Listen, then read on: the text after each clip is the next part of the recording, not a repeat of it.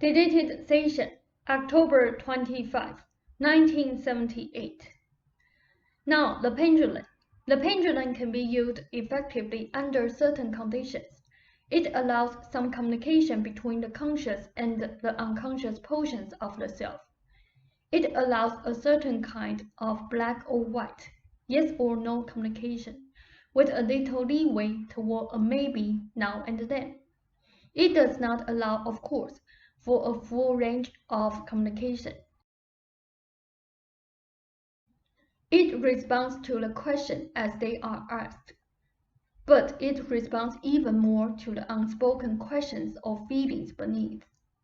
For one thing, dependable overall use of the pendulum would ideally entail some moments each day, so that rapport can be established under even circumstances, without the pressure, say, of wanting to know about a problem or a symptom. Ideally, you should relax yourself as much as possible first. A light trance, for example, gives much more dependable results, but the mind should be stilled. You should go into a kind of neutral drive. The pendulum has been used for a variety of purposes in various cultures, where, however, diviners from childhood have been trained to use such an instrument. When your mind is confused, and when you are quite concerned over a given problem, then you do not dip down far enough, say, into the psychic level. You did not want the teeth to be bad, natural enough. The level you reached was one that responded to that fear, that perhaps the teeth were bad. You say that of course you wanted to know the truth, but the pendulum responded to the part of you that was afraid by trying to soothe your fears, as, for example, a mother might say, "No, do not worry, everything will be all right," while on the other hand she might be making rapid calculations as to what should be done. But first she will soothe the child. Had you been more relaxed when using the pendulum, it would not have needed to soothe your fears, and would have realized that you were quite capable of learning the answer.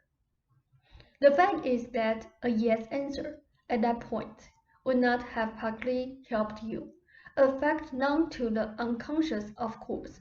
When using the pendulum, it is a good idea to mentally place a distance between your conscious mind and the pendulum, in which fears are allowed to dissolve, so that body and mind are smooth enough. As far as the teeth are concerned, you are, as you said, surrounded by a sea of beliefs, so that the teeth are considered not long-lasting.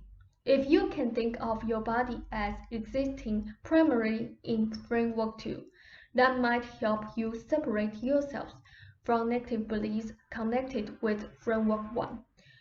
For by such a mental change of view, you take the body out of that context, addressing a question to yourself.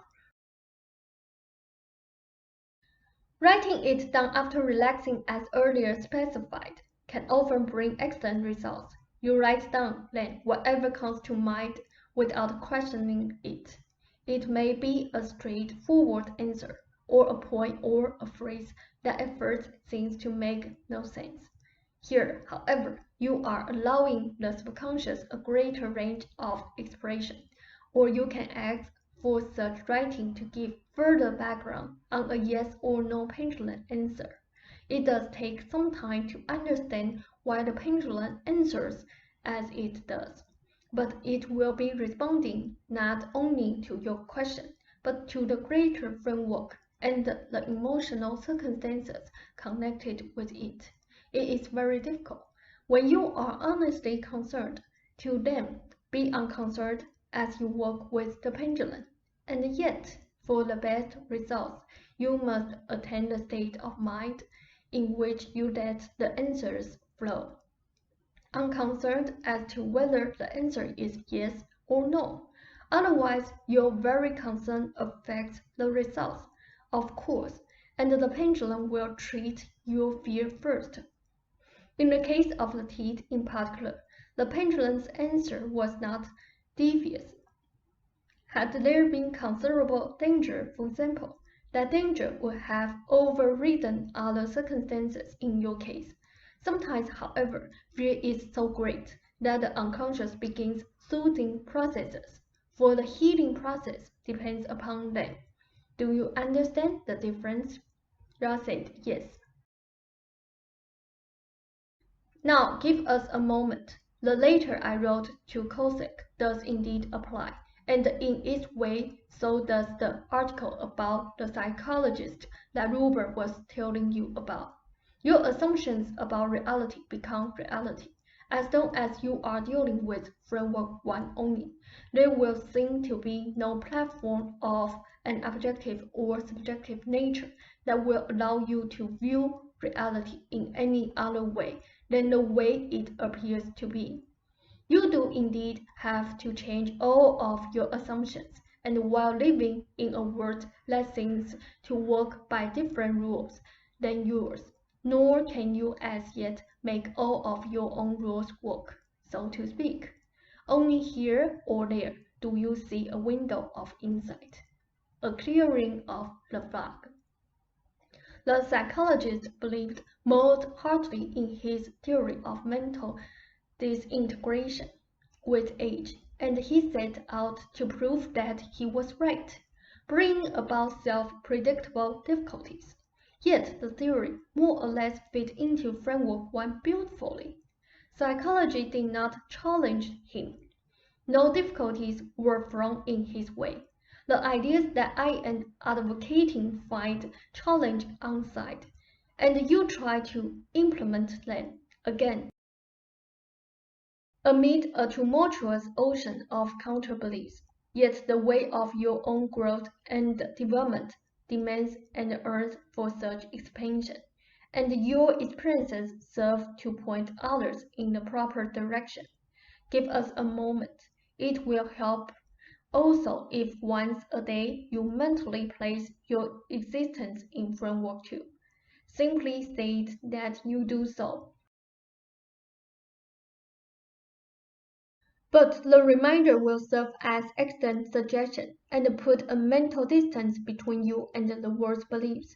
There will be some acceleration in the popularity of our books in the next few years, but more than that, you should both be ready to gain a greater understanding of framework 2 and of the causes, which are highly important.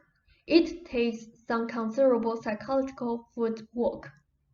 And yet, the direction of your lives is now leading towards certain developments that were inherent from the beginning. This has to do with cycles of learning and understanding, in which maturity is highly important.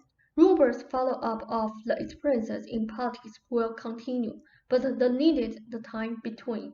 I am pleased with his progress physically and with his determination.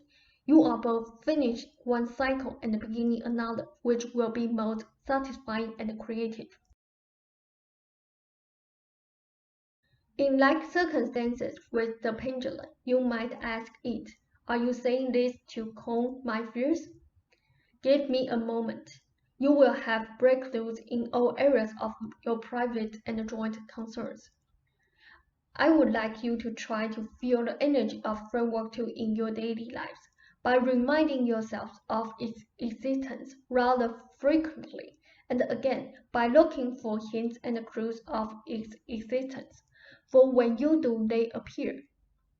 When you do not, it can seem as if you are locked in framework 1. Look to all events then, and for their interweaving quality. Do you have questions? Ra said, I guess not. They said, then I bid you a fond good evening. Ra said, thank you, Seth. They said, and do not be bothered by your pendulum, it is. Ra said, okay, good night.